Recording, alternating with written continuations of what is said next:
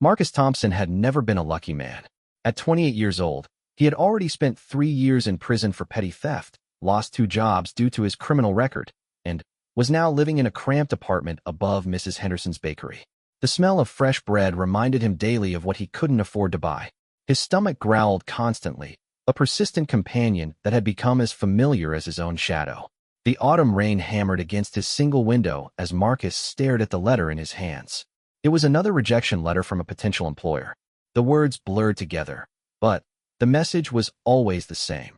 We regret to inform you that we have decided to pursue other candidates. He crumpled the paper and threw it across the room, where it joined a growing pile of similar rejections. His rent was due in 3 days, and he had exactly $17.32 to his name. Mrs. Henderson had been patient, but even her kindness had limits. She had already given him 2 extensions, and he could see the worry in her elderly eyes whenever they crossed paths in the hallway. Marcus walked to his small mirror and stared at his reflection. Dark circles shadowed his brown eyes, and his once thick black hair had grown shaggy and unkempt. His father's old leather jacket hung loose on his thin frame. He had lost weight over the past month, surviving mostly on instant noodles and whatever day-old pastries Mrs. Henderson occasionally shared. The idea came to him during one of his long walks through the city center. He had taken to wandering the streets when the walls of his apartment felt too close, too suffocating. That's when he noticed him, Captain William Sterling, a decorated royal guard who worked at the palace but lived in a modest house just 6 blocks from Marcus's apartment. Captain Sterling was a man of routine. Every Tuesday and Thursday evening, he walked the same route home from the palace. He wore his full dress uniform, complete with the gleaming medals that caught the streetlight like tiny suns across his chest. Marcus counted them during his first observation, 7 medals, each one probably worth more than Marcus made in a month when he actually had work. The captain was an older man, perhaps in his early 60s, with silver hair and a straight-backed military bearing. He walked with purpose, but without hurry, nodding politely to neighbors he encountered. He carried himself with the quiet dignity of someone who had served his country with honor for decades. Marcus began following the captain's routine, always staying at least a block behind. He learned that Captain Sterling stopped at the same newsstand every Thursday to buy a paper and chat briefly with the vendor, an elderly man named Giuseppe who had been selling newspapers at that corner for 30 years. The captain always left a generous tip, Marcus noticed, even though the paper only cost $2. On Tuesdays, Captain Sterling took a longer route home that passed by the city park. He would pause at the memorial statue dedicated to fallen soldiers, standing quietly for exactly 3 minutes before continuing on his way. Marcus watched from behind trees and benches, studying the man's habits like a scientist observing an experiment. The plan began to form slowly in Marcus's mind. Those medals weren't just decorative, they were valuable. Real gold and silver, some embedded with precious stones. He had done enough research in his past life of crime to know that military decorations, especially those belonging to high-ranking officers, could fetch serious money from the right collectors. But Captain Sterling wasn't just any target. The man was clearly respected in the community. During Marcus's surveillance, he observed neighbors greeting the captain warmly, children waving from their bicycles, and shopkeepers emerging from their stores just to exchange pleasantries. This was a man who mattered to people, someone whose loss would be felt. Marcus tried to push down the guilt that gnawed at his conscience. He told himself that the captain probably had insurance, that the medals were just symbols anyway. The man had already earned his honor through service. The physical medals were just metal and ribbon. But even as he rationalized, Marcus knew he was lying to himself. The opportunity presented itself on a particularly foggy Thursday evening in early November. The streets were nearly empty due to a heavy rainstorm that had been pounding the city all day. Marcus positioned himself in an alley that intersected with Captain Sterling's usual route home. His heart pounded so loudly he was sure it could be heard over the rain. At exactly 6:47 p.m., Captain Sterling appeared through the fog, his uniform slightly darkened by moisture, but his medals still gleaming despite the dim light. He walked with the same steady pace as always, seemingly unbothered by the weather. Marcus took a deep breath and stepped out of the shadows. "Excuse me, sir," Marcus called out, affecting a slight limp and clutching his side as if in pain. "I'm sorry to bother you, but I think I need help." Captain Sterling stopped immediately, his trained eyes quickly assessing the situation. "What's wrong, son? Are you hurt?" "I think someone mugged me." Marcus said, putting on his best performance. They knocked me down back there in the alley. I hit my head pretty hard, and I think they took my wallet. The captain's expression immediately shifted to one of concern and authority. Are you bleeding? Do you need medical attention? He stepped closer, reaching into his pocket for what Marcus assumed was a phone to call for help. This was the moment Marcus had planned for. As Captain Sterling approached, Marcus was supposed to grab the medals and run.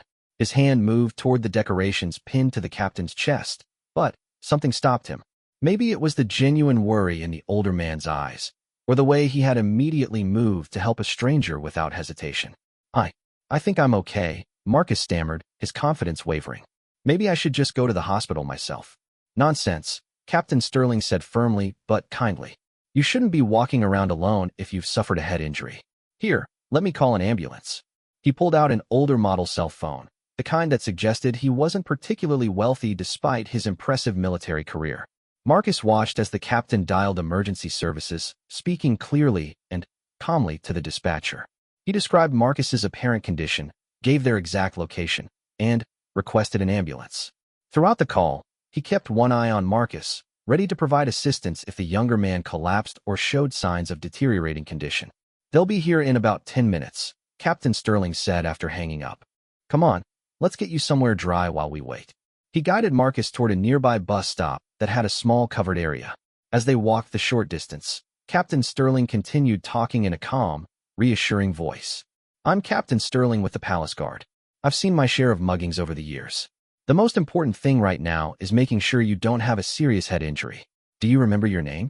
Marcus, he replied automatically, then immediately regretted giving his real name. Good, that's a good sign. Do you know what day it is, Marcus? Thursday, Marcus answered, surprised by how naturally the captain had taken charge of the situation. They reached the bus stop, and Captain Sterling helped Marcus sit down on the bench. The older man remained standing, scanning the area with the practiced vigilance of someone accustomed to being responsible for others' safety. Despite the rain and the inconvenience, he showed no signs of impatience or annoyance. You know, Captain Sterling said, settling onto the bench beside Marcus. This reminds me of something that happened to me when I was about your age. I was stationed overseas, and I got separated from my unit during a training exercise. Wandered around lost in the desert for 6 hours before a local villager found me and helped me get back to base. Marcus found himself listening despite his nervousness. There was something comforting about the captain's steady presence and his willingness to share personal stories with a complete stranger. The point is, Captain Sterling continued, sometimes we all need help from unexpected places. That villager didn't know me from Adam, but he saw someone in trouble and decided to do something about it. Changed my whole perspective on looking out for others. The ambulance arrived exactly when predicted, its red and blue lights cutting through the fog and rain. 2 paramedics emerged and quickly began assessing Marcus's condition. Captain Sterling provided them with a clear account of what he had observed, though of course he could only report what Marcus had told him about the alleged mugging. As the paramedics checked Marcus's pupils with a small flashlight and asked him a series of questions to assess his cognitive function, Captain Sterling stood quietly nearby. He answered the paramedics' questions about how he had found Marcus and what assistance he had already provided. Everything looks normal, one of the paramedics announced after completing his examination. No signs of concussion or serious injury. Are you sure you were attacked? There's no visible bruising or swelling anywhere on your head. Marcus felt his face flush with embarrassment and shame. Maybe I just fell, he said weakly. It's possible I slipped on the wet pavement and hit my head. Everything happened so fast. Captain Sterling studied Marcus's face carefully, and, for a moment, Marcus was certain the older man had figured out that the whole thing was a setup. But, instead of calling him out, the captain simply nodded thoughtfully. Head injuries can be confusing, Captain Sterling said diplomatically. The important thing is that you're okay now. Do you have someone who can come pick you up? Family? Friends? Marcus shook his head, not trusting himself to speak. The kindness in Captain Sterling's voice was making his chest tight with an emotion he couldn't quite name. Well then, the captain said, reaching for his wallet. Let me at least pay for a taxi to take you home. It's not safe to be walking around alone in this weather, especially if you're feeling disoriented. No, Marcus said quickly, standing up from the bench. No, I can't let you do that. You've already done too much. I should go. But Captain Sterling had already flagged down a passing taxi and was speaking with the driver. He handed the man a $20 bill and gave him Marcus's address, which Marcus had reluctantly provided when pressed. That should cover it, Captain Sterling told the driver. Please make sure this young man gets home safely. As Marcus reluctantly climbed into the back seat of the taxi, Captain Sterling leaned down to the window. Take care of yourself, Marcus. And remember, we all stumble sometimes. The important thing is getting back up and moving forward. The taxi pulled away into the rainy night, leaving Captain Sterling standing alone at the bus stop. Marcus watched through the rear window as the older man's figure grew smaller and, finally, disappeared into the fog. The captain's medals had caught the streetlight one last time, a brief flash of honor that Marcus knew he had no right to covet. During the short ride home, Marcus sat in silence, staring at his hands. The $20 bill that Captain Sterling had given the driver was more money than Marcus had seen in weeks, freely given to help a stranger who had tried to rob him. The irony was almost too much to bear. Back in his apartment, Marcus lay awake all night, replaying the evening's events over and over in his mind. He had gone out intending to commit a crime that would have devastated a good man's life, and instead had been shown more kindness than he had experienced in months. The contrast between his intentions and Captain Sterling's actions created a knot in his stomach that no amount of tossing and turning could relieve. By morning, Marcus had made a decision that surprised even himself. He was going to return to that bus stop, find Captain Sterling, and tell him the truth about what had really happened. It was a terrifying prospect. The captain would certainly call the police, and Marcus would likely end up back in prison. But, somehow, the thought of living with the deception felt worse than facing the consequences of his attempted crime. He spent the entire day rehearsing what he would say, pacing around his small apartment, and practicing different versions of his confession. None of them sounded adequate. How do you apologize to someone for planning to steal their most precious possessions? How do you explain that their kindness had completely undermined your criminal intentions? As evening approached, Marcus put on his father's old jacket and headed toward the bus stop where he had last seen Captain Sterling. He didn't have a plan beyond telling the truth and accepting whatever consequences followed. For the first time in years, he felt like he was making a decision based on what was right rather than what was easy or profitable. The walk to the bus stop felt like the longest journey of his life, each step bringing him closer to a confrontation that could change everything. But as he rounded the final corner and saw the familiar covered bench where Captain Sterling had sat with him the night before, Marcus realized that change might be exactly what he needed. Marcus arrived at the bus stop 30 minutes early, his nerves making it impossible to wait any longer at his apartment. The rain had stopped, but the air still carried that clean, wet smell that follows a storm. He sat on the same bench where Captain Sterling had comforted him the previous evening, watching every person who passed by with growing anxiety. At exactly 6:47 p.m., just as he had the night before, Captain Sterling appeared around the corner. But this time he wasn't alone. Walking beside him was a young woman in her early 20s with long auburn hair and the same straight-backed posture that characterized the captain. She wore a simple blue coat and carried a leather briefcase, suggesting she had just finished work somewhere in the business district. Marcus's carefully rehearsed speech evaporated from his mind as he watched the two approach. The young woman was laughing at something Captain Sterling had said, and the easy familiarity between them suggested they were family. Probably his daughter, Marcus realized with a sinking feeling. This complicated everything. Captain Sterling noticed Marcus before they reached the bus stop, and his expression immediately shifted to one of concern. Marcus, what are you doing here? Are you feeling all right? You should be resting after yesterday. I'm fine, sir, Marcus stammered, standing up quickly. I was hoping I could talk to you about something important. The young woman looked between Marcus and her father with curious eyes. She had the same clear green eyes as Captain Sterling, Marcus noticed, and the same expression of genuine interest in helping others. Dad, is this the young man you helped yesterday? She asked, extending her hand toward Marcus with a warm smile. I'm Sarah Sterling. My father told me all about what happened.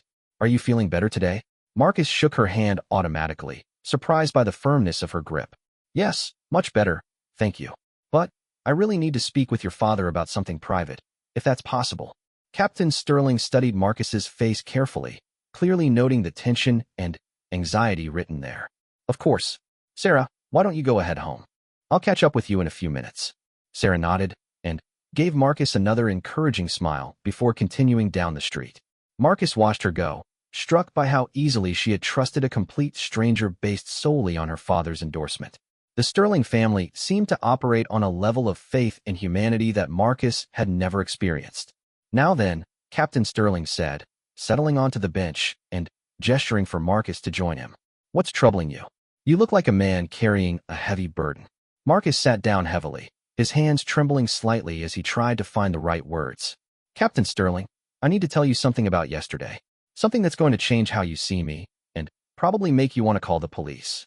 The captain's expression remained calm and attentive, showing no signs of alarm or judgment. "I'm listening. Yesterday evening, when I approached you claiming I had been mugged, that was a lie. I wasn't hurt, and nobody had attacked me. I was there because I had been following you for weeks, learning your routine. I was planning to rob you." The words hung in the air between them like a physical presence. Marcus forced himself to continue, even though every instinct told him to run before Captain Sterling could react. "I've been unemployed for months, and I'm 3 days away from being evicted. I noticed your medals and I thought they would be valuable enough to solve my financial problems. I had it all planned out. Fake an injury, get you close enough to grab the medals, and run."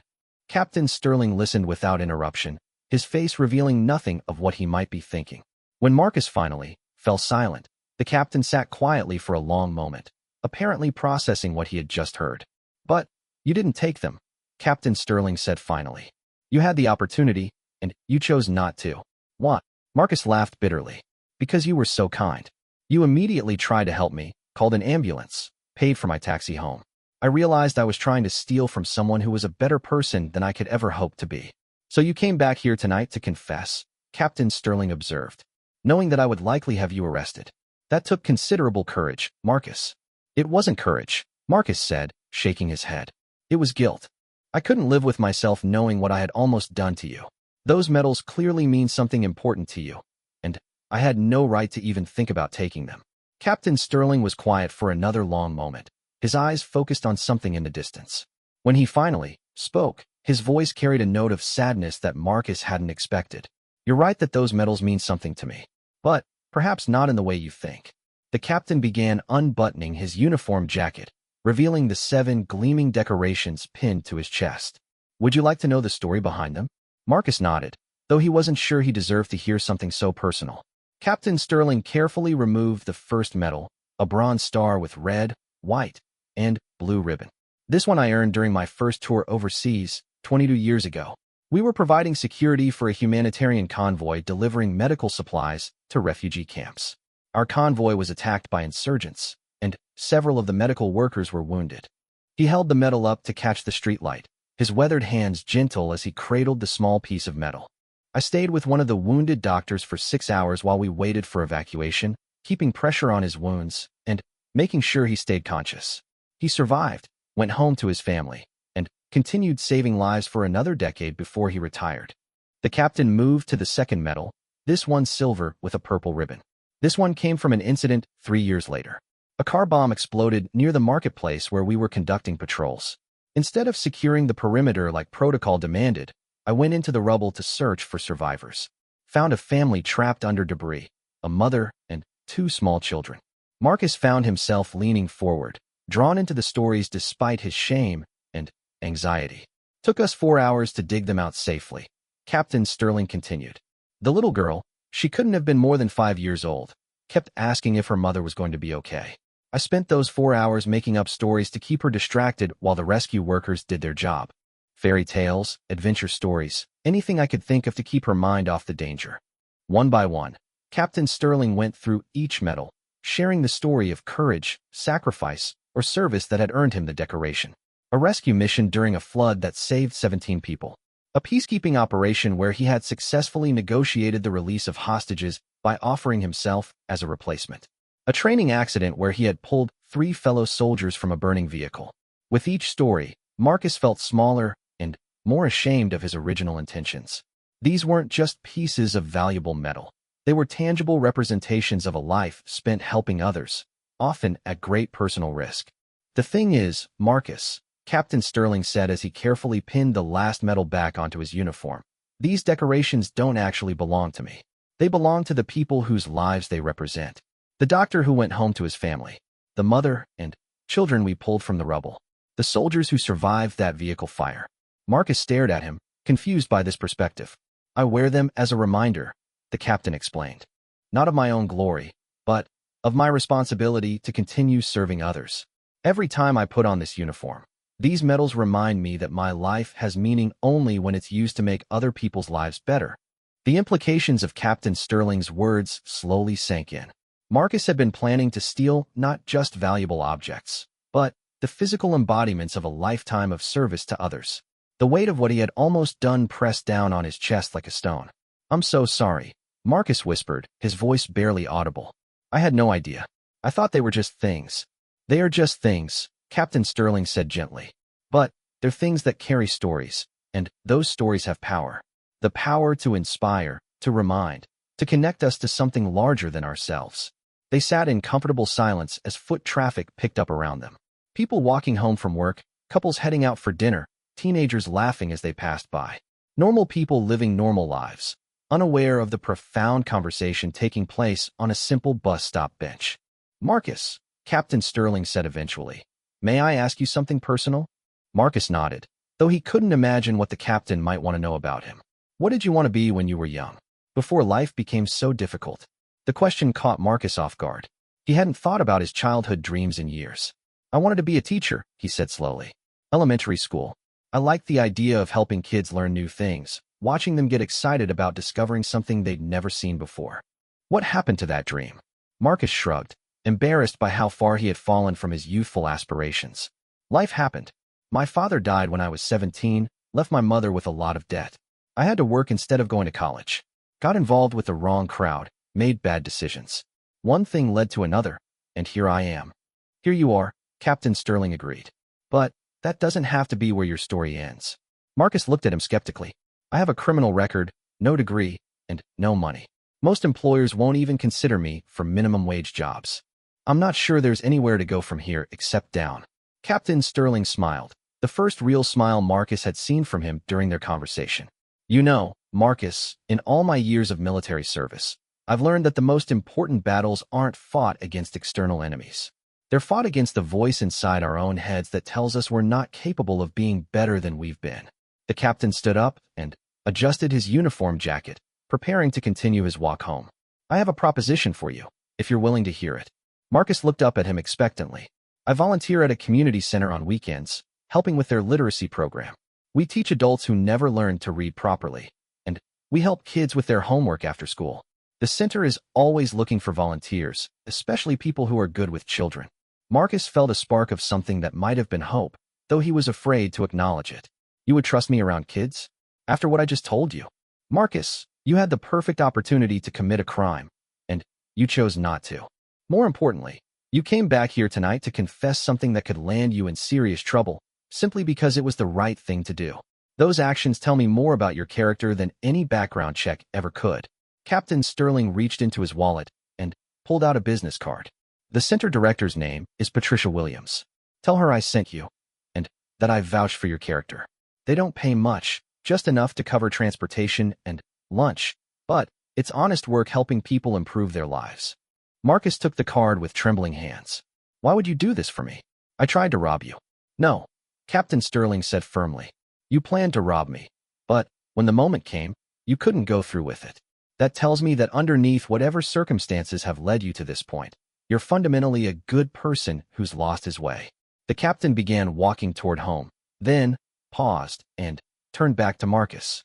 "There's one condition, though. I want you to promise me something. Anything. Promise me that you'll give yourself the same chance you would give someone else. Don't let your past mistakes convince you that you don't deserve a better future. Everyone deserves the opportunity to become the person they're meant to be." With that, Captain Sterling continued down the street, leaving Marcus alone with the business card and a strange new feeling in his chest. For the first time in months, he felt something that resembled hope. Marcus sat on the bench for another hour after Captain Sterling left, turning the business card over in his hands and thinking about everything that had happened. The captain could have called the police. He could have lectured Marcus about the criminality of his intentions or the violation of trust. Instead, he had shared his most precious stories and offered practical help. As the evening grew darker and fewer people passed by the bus stop, Marcus finally stood up and began walking home. But this time, instead of the familiar weight of despair that usually accompanied his late-night walks, he carried something different. It was fragile and tentative, like a small flame that could easily be extinguished, but it was real. Tomorrow, he would call Patricia Williams at the community center. He would tell her that Captain Sterling had recommended him, and he would ask if there was a place for someone like him in their literacy program.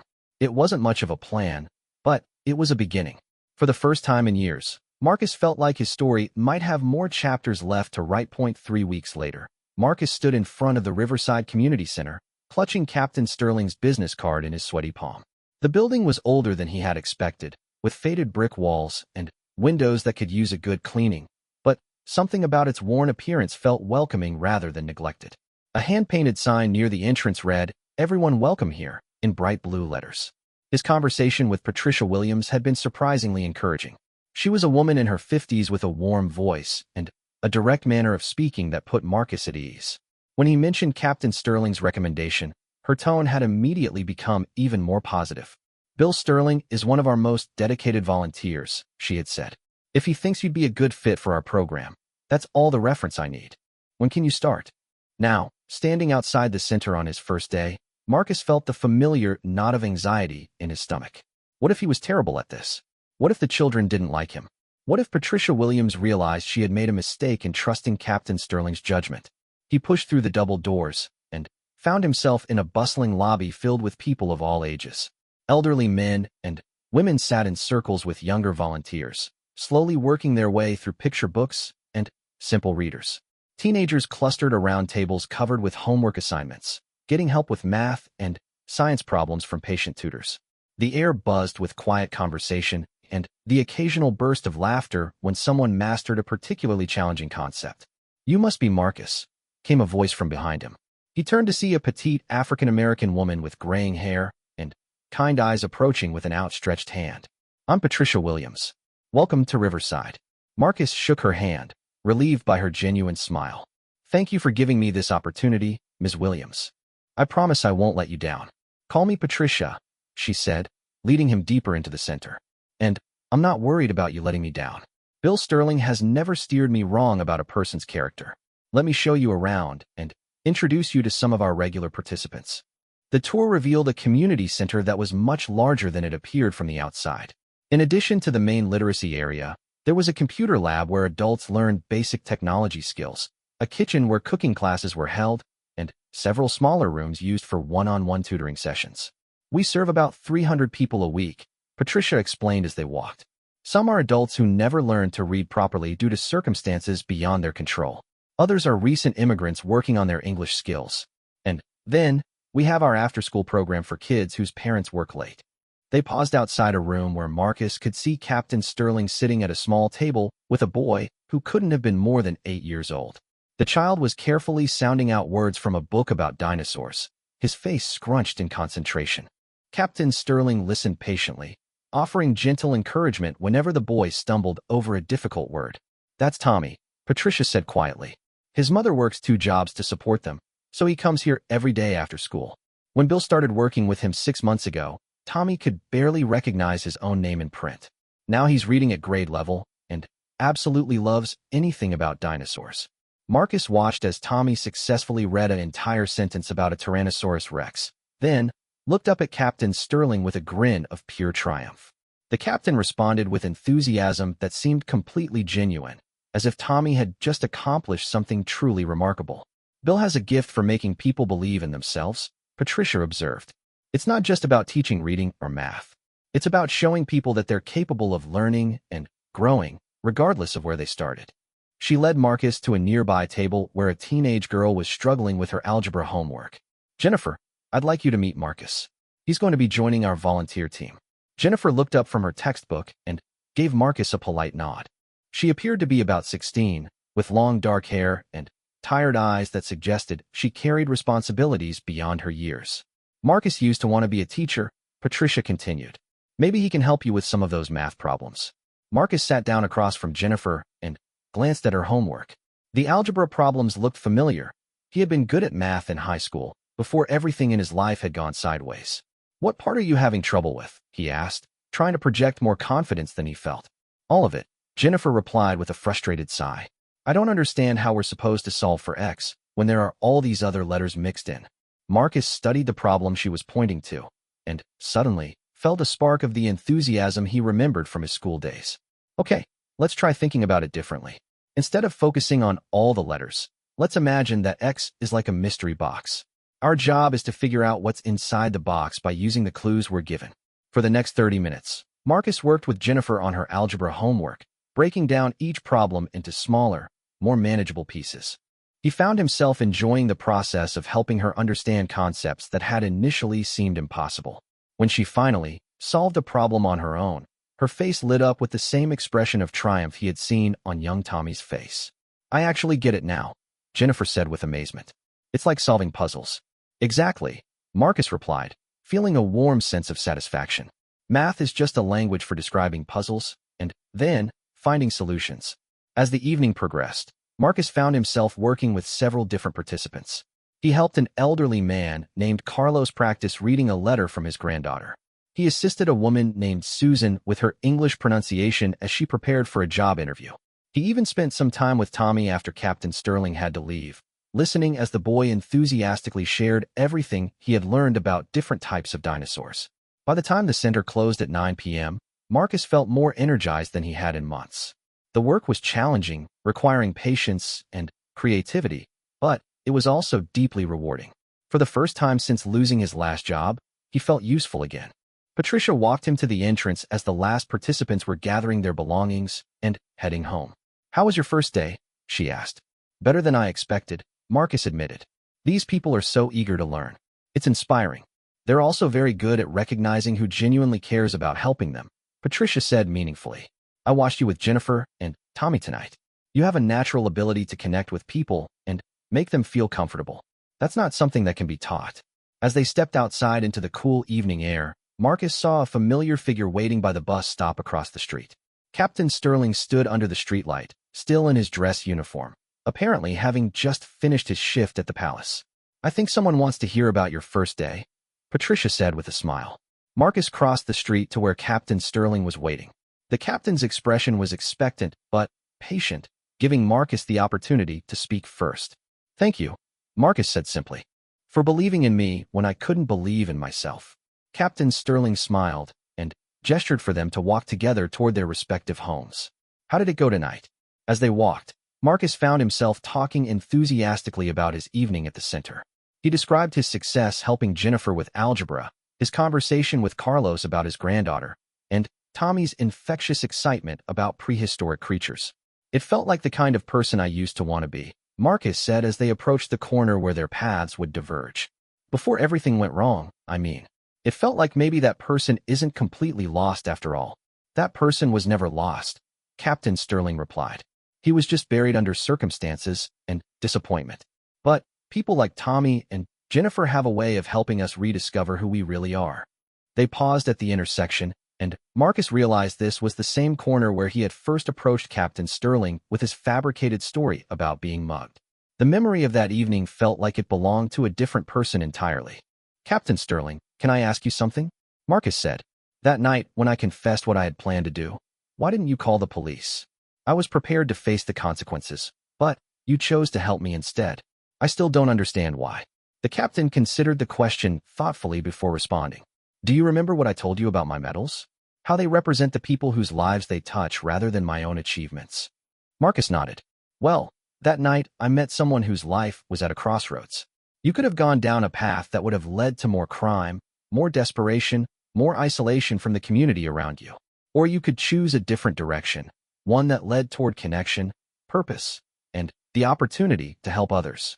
Captain Sterling adjusted his uniform jacket, the medals catching the streetlight as they had that first evening. "I chose to believe that you were capable of taking the better path. It wasn't about mercy or forgiveness, it was about recognition. I recognized something in you that reminded me of myself at your age." "What do you mean?" "I wasn't always a model citizen, Marcus. When I was 18, I was arrested for stealing car radios to support a drug habit I had developed after my father died in an industrial accident. I was angry at the world and convinced that society owed me something." This revelation surprised Marcus. Captain Sterling seemed like someone who had always lived an exemplary life, someone who had never made serious mistakes or faced real adversity. "The judge who sentenced me gave me a choice," Captain Sterling continued. I could serve 6 months in jail, or I could enlist in the military and learn some discipline while serving my country. I chose the military, and it saved my life. They began walking again, their footsteps echoing off the empty sidewalks. My commanding officer was a man named Sergeant Rodriguez. He saw something in me that I couldn't see in myself, the potential to become someone who protected others instead of taking from them. He invested time in training me, not just as a soldier, but as a man of character.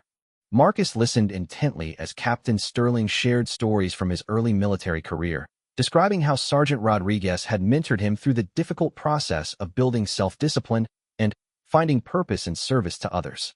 Every medal I wear represents not just my own actions, but the investment that Sergeant Rodriguez made in my potential, Captain Sterling explained. When I see someone standing at the same crossroads I once faced, I remember that someone believed in me when I couldn't believe in myself. They reached Marcus's apartment building, and Captain Sterling extended his hand for a firm handshake. Keep working at the center, Marcus. Not just because it's good work, but because those people need what you have to offer. And because you need what they have to teach you. What's that? That everyone deserves a second chance to become the person they're meant to be. Even people who have given up on themselves. As Captain Sterling continued down the street toward his own home, Marcus climbed the stairs to his apartment with a lightness in his step that had been absent for months. The work at the community center paid only enough to cover his transportation costs and provide a modest lunch, but Patricia had mentioned that there might be opportunities for additional training that could lead to paid positions. More importantly, Marcus felt like he had rediscovered a sense of purpose that had been missing from his life since his father's death more than a decade earlier. Working with people who were struggling to improve their circumstances reminded him that growth and change were always possible, regardless of where someone started. He thought about young Tommy's excitement over dinosaurs, Jennifer's breakthrough with algebra, and Carlos's pride in reading his granddaughter's letter aloud. These people were working hard to build better lives for themselves, despite facing challenges that would have defeated many others. As Marcus prepared for bed that night, he found himself looking forward to tomorrow's shift at the center with genuine enthusiasm.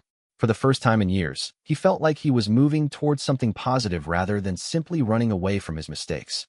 The business card that Captain Sterling had given him still sat on his dresser, but now it represented something much more significant than just a job opportunity.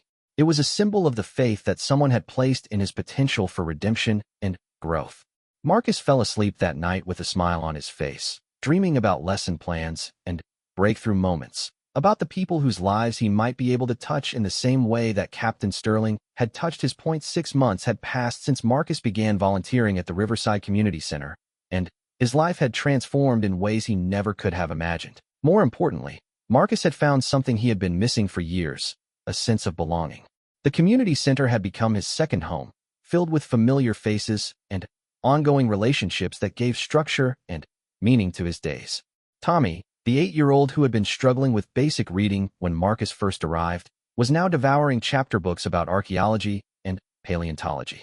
His mother, Elena, had started attending the adult literacy classes after seeing her son's enthusiasm for learning, and she was preparing to take her GED exam. Jennifer, the teenager who had been frustrated with algebra, was now excelling in her advanced mathematics courses and had been accepted to the state university with a partial scholarship. She still came to the center twice a week, but now as a volunteer tutor helping younger students with their homework. Carlos had not only mastered reading his granddaughter's letters, but had begun writing his own stories about his childhood in Mexico, sharing them with other participants in a creative writing group that Marcus had started.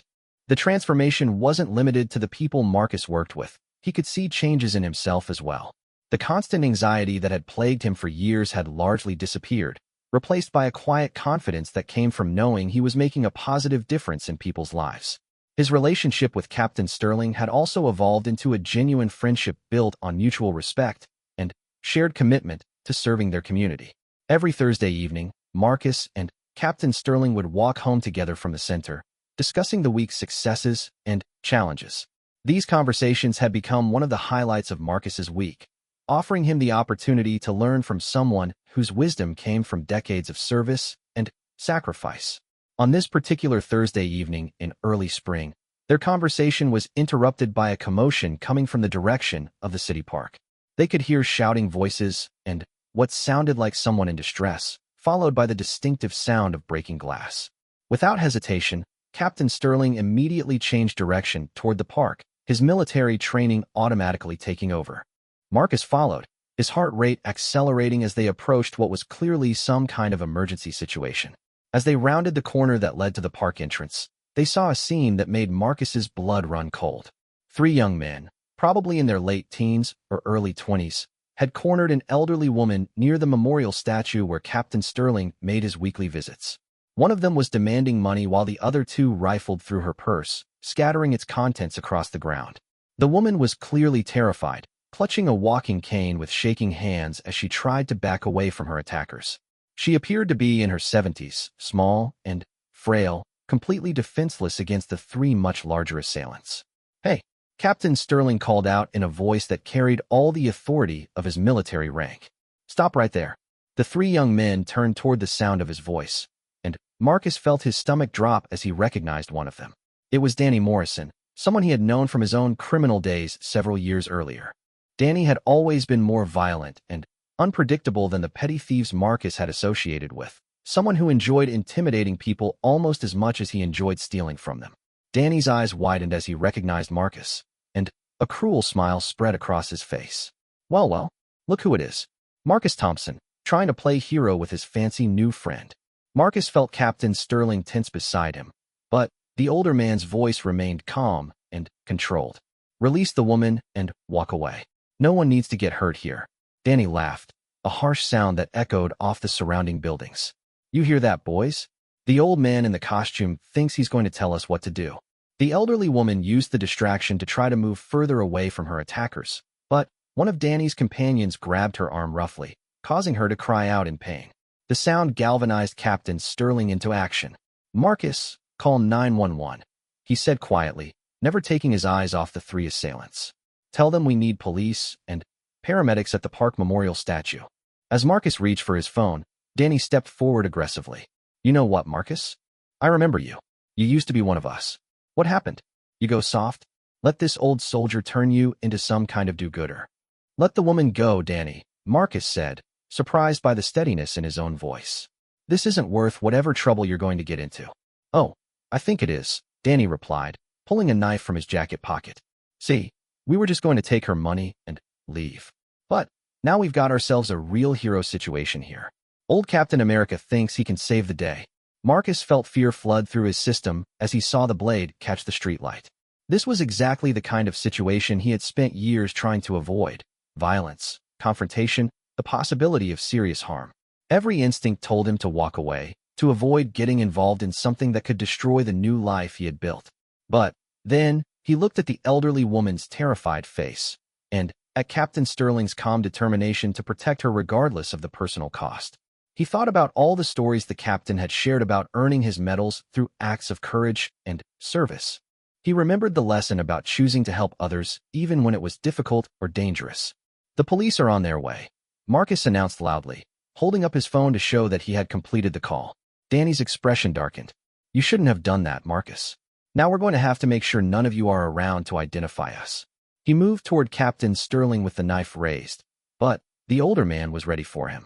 Years of military training and palace guard duty had kept Captain Sterling in excellent physical condition despite his age, and he easily sidestepped Danny's clumsy attack while simultaneously grabbing the young man's wrist. What followed was a brief but intense struggle as Danny tried to free his knife hand while Captain Sterling worked to disarm him without causing unnecessary injury. The other 2 assailants seemed uncertain whether to help their friend or flee the scene before the police arrived. Marcus watched the struggle with growing alarm, knowing that Captain Sterling was in real danger despite his training and experience. The captain was over 60 years old, facing an opponent half his age who was desperate and armed with a deadly weapon. Without allowing himself time to think about the consequences, Marcus stepped forward and grabbed Danny from behind, pinning his free arm and throwing him off balance. The knife clattered to the ground as all 3 men went down in a tangle of limbs. "Run!" Danny shouted to his companions as he fought to get back to his feet. "Get out of here!" But it was too late. The sound of police sirens was already audible in the distance, growing louder by the second. The 2 other young men took off running toward the far side of the park, leaving Danny to face the consequences of his actions alone. Captain Sterling managed to kick the knife away from Danny's reach while Marcus maintained his grip on the would-be robber's arm. Within minutes, 2 police cars arrived on the scene, followed by an ambulance that Captain Sterling had wisely requested when Marcus made the initial call. As the police officers took Danny into custody and began collecting statements from the witnesses, Marcus found himself shaking with adrenaline and the realization of what had just happened. He had chosen to put himself in physical danger to protect others, something he never would have believed himself capable of just a year earlier. The elderly woman, whose name turned out to be Margaret Foster, was largely unharmed but badly shaken by the experience. She insisted on thanking both Marcus and Captain Sterling repeatedly, tears of gratitude streaming down her weathered cheeks. "You saved my life," she kept saying. "Those boys would have hurt me badly if you hadn't intervened." As the paramedics checked Margaret for injuries and the police finished their initial investigation, Captain Sterling pulled Marcus aside for a private conversation. "That was very brave, what you did back there," the captain said. "But also very dangerous. Danny could have seriously hurt you." Marcus nodded, still processing the evening's events. "I know, but I couldn't just watch him attack you. After everything you've done for me, everything you've taught me about helping others, I had to act." Captain Sterling studied Marcus's face carefully. "How do you feel about what happened? About getting involved in a violent situation like that?" "Scared," Marcus admitted honestly. "Terrified, actually. But also right. Like it was the only choice I could make, and still be able to live with myself." "That's exactly how courage works," Captain Sterling said with a proud smile. "It's not the absence of fear. It's choosing to do what's right despite being afraid." The police detective who took their statements was impressed by their quick thinking and effective response. "You two probably saved that woman from serious injury or worse," he told them. "Danny Morrison has a history of escalating violence. There's no telling how far he might have gone tonight." As they finally left the park and resumed their walk home, Marcus found himself reflecting on how dramatically his life had changed. A year ago, he might have been the one cornering an elderly woman in the park, desperate enough to steal from someone even more vulnerable than himself. Tonight, he had risked his own safety to protect a stranger. "Captain Sterling," Marcus said as they approached the familiar intersection where their paths diverged, "I want you to know that what happened tonight, my decision to help, that came from lessons you taught me. About service, about choosing to help others even when it's difficult." "No, Marcus," the captain replied firmly. "What happened tonight came from who you really are. I didn't teach you courage or compassion. Those qualities were already inside you. I just helped you remember how to access them." They parted ways as usual, but Marcus knew that this evening would mark another turning point in his ongoing transformation. He had been tested in a way that revealed the depth of the changes that had occurred within him over the past months. As he climbed the stairs to his apartment, Marcus felt a deep sense of satisfaction that had nothing to do with praise or recognition. He had acted according to his values when it mattered most, choosing to protect someone else despite the personal risk involved. The young man who had once planned to rob Captain Sterling's medals seemed like a different person entirely, someone from a past life that Marcus could barely remember. In his place was someone who had discovered the meaning of true service, not for personal gain or recognition, but simply because it was the right thing to do. That night, Marcus fell asleep thinking about courage and choice, about the ways that people could change when they were given the opportunity and support to become their better selves. He thought about Margaret Foster, safe in her own bed because 2 strangers had chosen to intervene on her behalf.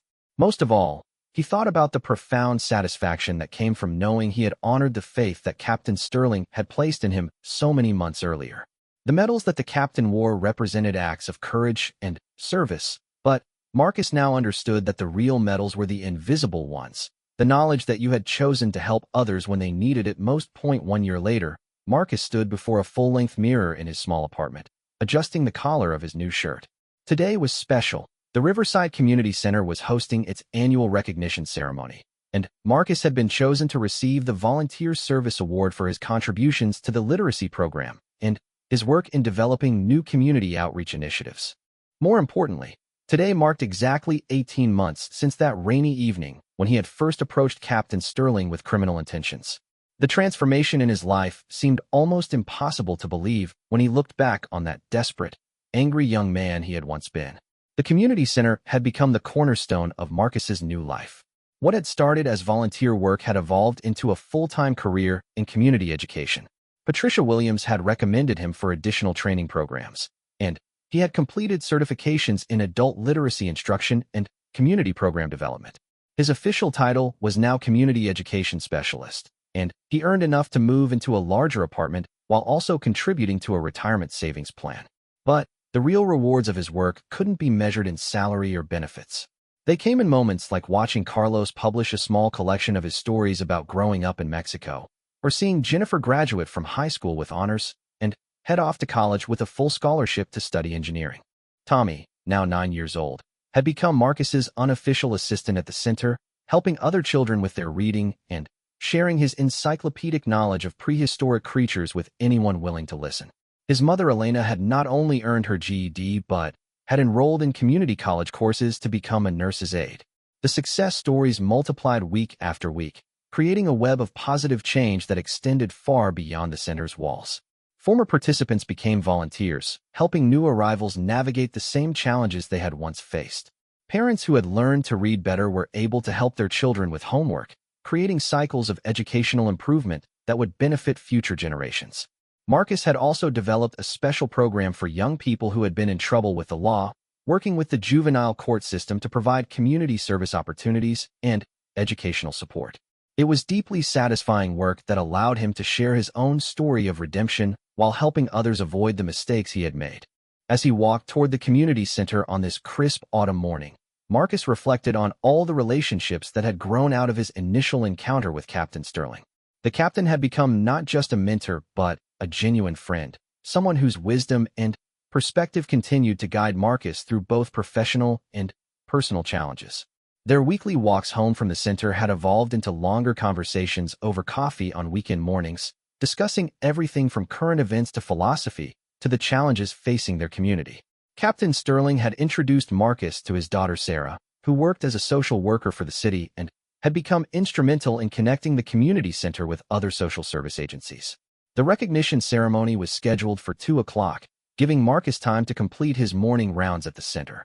He found Patricia Williams in her office, reviewing the program for the afternoon's event. "Nervous about your big moment?" she asked with a knowing smile. "A little," Marcus admitted. "I keep thinking about how different things would be if Captain Sterling hadn't given me that chance 18 months ago." Patricia looked up from her papers, her expression serious. "Marcus, I need you to understand something important. Bill Sterling didn't create the person you've become. He simply recognized who you already were underneath the circumstances. The capacity for caring, for service, for growth, all of that was already inside you." She stood up and walked around her desk to face him directly. "What you've accomplished here goes far beyond what any of us could have predicted. The programs you've developed, the relationships you've built, the lives you've touched, that's not luck or charity. That's the result of hard work and genuine compassion." As if summoned by their conversation, Captain Sterling appeared in the doorway of Patricia's office. He was wearing his dress uniform, as was appropriate for formal community events, his medals gleaming against the dark fabric. "Good morning," he said warmly. "I hope I'm not interrupting anything important." "Actually," Patricia replied, "I was just telling Marcus how proud we all are of what he's accomplished. This recognition ceremony isn't just about thanking volunteers. It's about celebrating the kind of transformation that makes communities stronger." Captain Sterling's eyes met Marcus's with an expression of deep satisfaction. "I couldn't agree more. Marcus, would you mind if I stole you away for a few minutes? There's something I'd like to show you before the ceremony begins." They walked together to Captain Sterling's favorite spot in the center, a quiet corner near the children's reading area where he often worked with young students.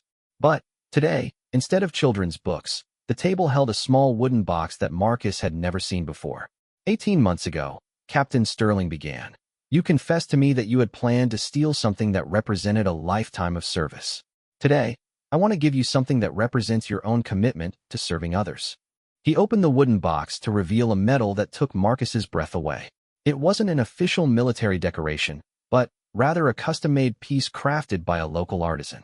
The medal featured an open book surrounded by hands reaching upward, symbolizing the gift of education and the aspiration for growth. The ribbon was deep blue with silver edges, and engraved on the back were the words "For service to community," along with Marcus's name and the current date. "Captain Sterling, I can't accept this," Marcus said, his voice thick with emotion. "I don't deserve something so beautiful." "That's where you're wrong," the captain replied gently. "This medal represents the same thing that all my medals represent. lives that have been touched and improved through acts of service. The difference is that this medal represents lives you have touched through your own choices and your own dedication. Marcus carefully lifted the medal from its box, amazed by the weight of it in his hands. The craftsmanship was exquisite, clearly the work of someone who understood the symbolic importance of what they were creating. I had this made by the same artisan who created the memorial plaques for the Palace Guard, Captain Sterling explained. Each element was chosen specifically to represent your work here at the center. The open book for literacy and education, the reaching hands for community support and growth, the blue ribbon for loyalty and dedication. As Marcus studied the medal more closely, he noticed additional details that spoke to the care with which it had been designed. Tiny engravings around the edge featured symbols representing different aspects of community service: a graduation cap, a helping hand, a heart, a tree with spreading roots. "There's something else," Captain Sterling said, reaching into his jacket pocket. "I want you to read this letter that arrived at the center yesterday." Marcus unfolded the letter and immediately recognized the careful handwriting of Margaret Foster, the elderly woman they had helped in the park a year earlier. "Dear Mr. Thompson and Captain Sterling," the letter began. "I hope you will forgive the liberty I am taking in writing to you both, but I felt it was important to let you know how profoundly that terrible evening in the park changed my life. What you probably don't know is that I had been feeling increasingly isolated and fearful in the months before that incident. My husband passed away 2 years ago, and I had begun to believe that the world had become too dangerous and unfriendly for someone like me. Your intervention that night certainly saved me from physical harm, but it did something much more important. It restored my faith in the goodness of people. Knowing that strangers would risk their own safety to protect someone they had never met gave me the courage to become involved in my community again. I have since joined several volunteer organizations and have made many new friendships. I am no longer afraid to go out in the evening or to trust in the kindness of others. In a very real sense, you gentlemen saved much more than my purse that night. You saved my spirit. I have made a donation to the Riverside Community Center in both your names, and I wanted you to know that your actions continue to create positive change in ways you probably never imagined." With deepest gratitude, Margaret Foster, Marcus finished reading the letter with tears in his eyes. He had thought of that evening in the park primarily in terms of his own growth and development, the way it had tested and confirmed his transformation. He had never considered the long-term impact on Margaret Foster herself. "This is what service really means," Captain Sterling said quietly. "It's not just about the immediate action. It's about creating ripples of positive change that extend far beyond what we can see or measure." The recognition ceremony that afternoon was everything Marcus could have hoped for and more. The community center was packed with current and former participants, volunteers, staff members, and community leaders. When Patricia Williams called Marcus's name and he walked to the front of the room to receive his award, the applause was thunderous and sustained. But the moment that meant the most to him came when Captain Sterling stepped forward to present the custom medal he had commissioned. As the captain placed the ribbon around Marcus's neck, he spoke quietly enough that only Marcus could hear. "This medal represents something that no one can ever take away from you," Captain Sterling said. "The knowledge that you chose to dedicate your life to serving others, and that your service has made your community stronger." The afternoon continued with presentations recognizing other volunteers and staff members, but Marcus felt like he was experiencing it all from inside a warm bubble of contentment and gratitude. He thought about all the people who had contributed to this moment: Patricia Williams, who had trusted him with increasing responsibility, the participants who had taught him as much as he had taught them, his fellow volunteers who had become like family. Most of all, he thought about Captain Sterling, whose simple act of kindness and faith had set in motion a chain of events that had completely transformed not just Marcus's life, but the lives of countless others in their community. As the ceremony concluded and people began to mingle over refreshments, Marcus found himself surrounded by well-wishers and people wanting to share their own stories of how the center had impacted their lives. Young Tommy proudly introduced Marcus to his teacher, explaining that Marcus was the one who had first helped him learn to love reading. Jennifer, home from college for the weekend, brought her roommate to meet the man who had helped her discover her passion for mathematics. Carlos approached with a signed copy of his story collection, inscribed, "To Marcus, who helped me find my voice." Elena shared the news that she had been accepted into the nursing program and would begin classes in January. Each conversation reminded Marcus of why he had come to love this work so deeply. It wasn't just about teaching people to read or helping them with their homework. It was about creating connections, building confidence, and helping people realize their own potential for growth and contribution. As the crowd began to thin and the staff started cleaning up from the ceremony, Marcus and Captain Sterling found themselves alone in the quiet corner where they had shared so many meaningful conversations over the past 18 months. You know, Marcus said, fingering the ribbon of his new medal. 18 months ago, I thought your medals were valuable because they were made of gold and silver. I had no idea what they actually represented. And what do you think they represent now? Marcus considered the question carefully before answering. They represent moments when someone chose to put other people's needs ahead of their own comfort or safety. They represent the decision to serve something larger than yourself, even when it's difficult or dangerous. Captain Sterling smiled with deep satisfaction. That's exactly right. And now you understand why I wear them. Not as symbols of my own accomplishments, but as reminders of my responsibility to continue serving others. Is that what this medal means too? Marcus asked, looking down at the beautiful piece of craftsmanship that now hung around his neck. In part, Captain Sterling replied. But it also means something else. It means that the circle of service is complete, that someone who once planned to take from others has become someone who dedicates his life to giving to others. And that kind of transformation is the most valuable thing in the world. As they prepared to leave the center together, walking the familiar route they had traveled so many times before, Marcus felt a profound sense of peace and purpose. The desperate, angry young man who had once planned to steal Captain Sterling's medals seemed like a character from someone else's story, a person he could barely remember being. In his place stood someone who had discovered the true meaning of wealth, not in what you could take from others, but in what you could give.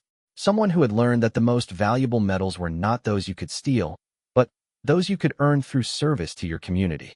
The evening air was crisp and clear as they walked through the familiar streets, past the park where they had intervened to protect Margaret Foster, past the bus stop where Marcus had first confessed his attempted crime, past all the landmarks of a journey that had led from desperation to redemption.